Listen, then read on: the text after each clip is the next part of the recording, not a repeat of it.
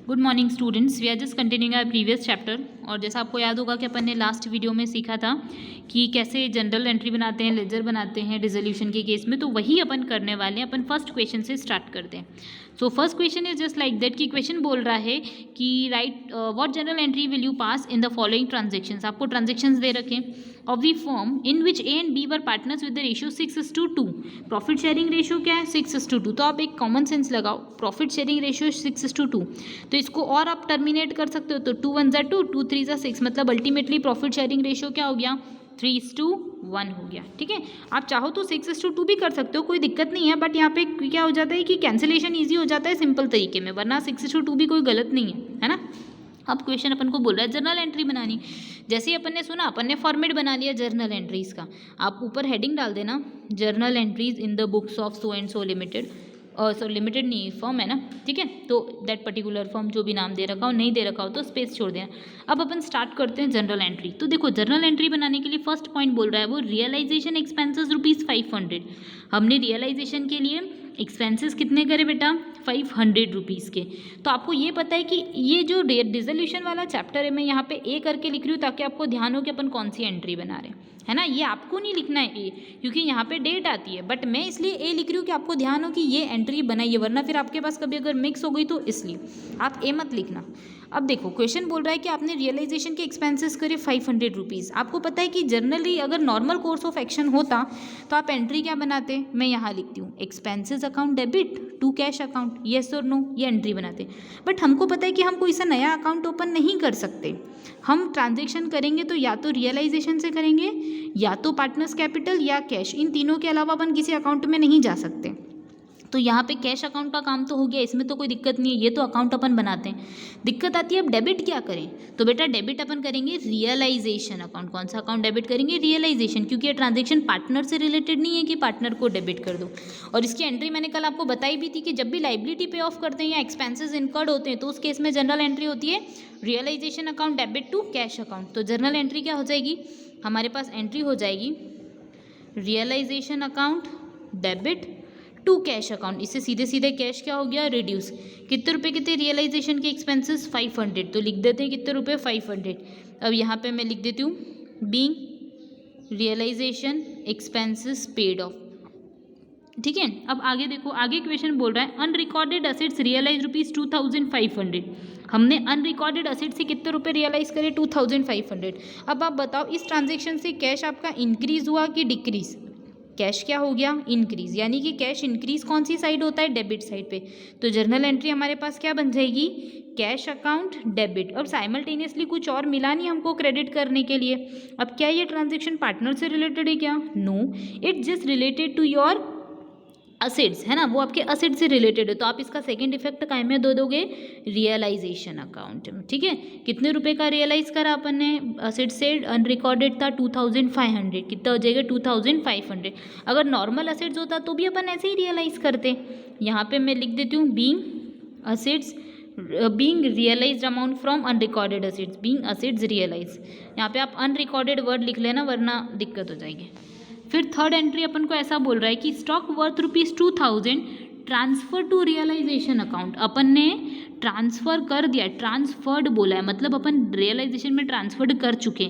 अब उसके बाद ये अमाउंट जो है कौन ले रहा है? ए ले रहा है।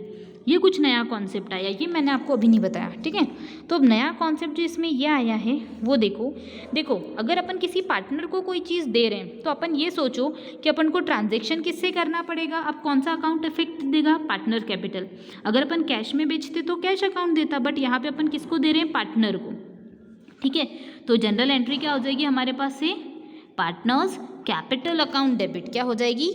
Partners capital account debit. Cash होता तो कैश आ जाता, असेट्स दे रहे हैं तो जनरल एंट्री हो जाएगी partners capital account debit to cash account. Sorry, मैंने गलत बोल दिया, टू रियलाइजेशन अकाउंट।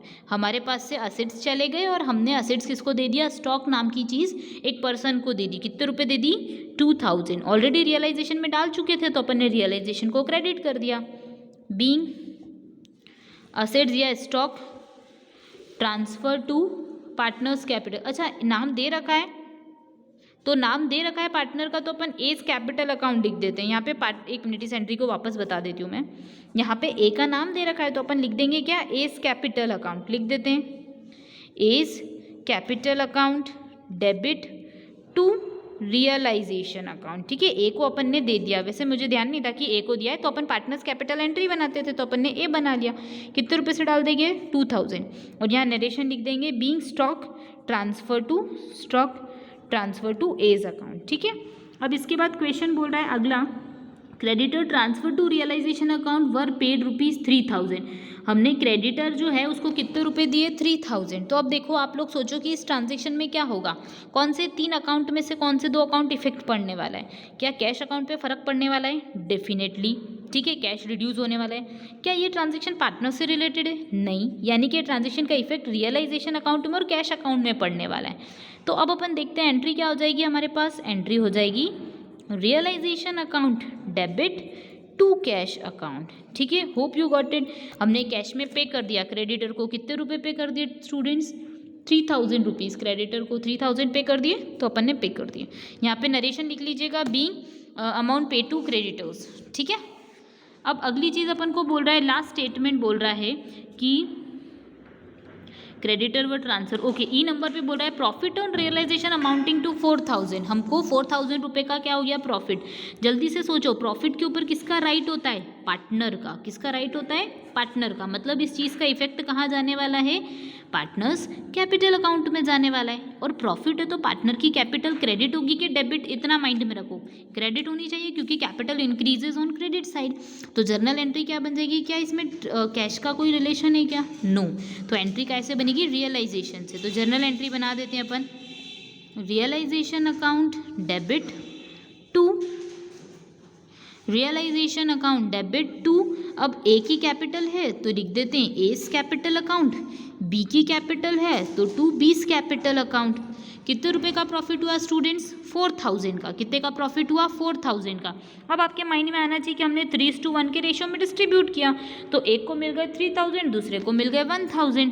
तो लिख देते हैं ए के केस में लिख देते हैं 3000 रुपये, बी के केस में लिख देते हैं 1000 और लिख देते हैं being profit distributed to A and B. ठीक है, होप यू गॉट इट। अब इससे रिलेटेड बेटा आगे के जो क्वेश्चंस हैं वो आपको करने हैं। ठीक है, जस्ट अज्यूम आपका क्वेश्चन नंबर 3 जो है वो आपको मैं करा दूंगी। क्वेश्चन नंबर 3 जो है उसके अंदर भी जर्नल एंट्रीज है।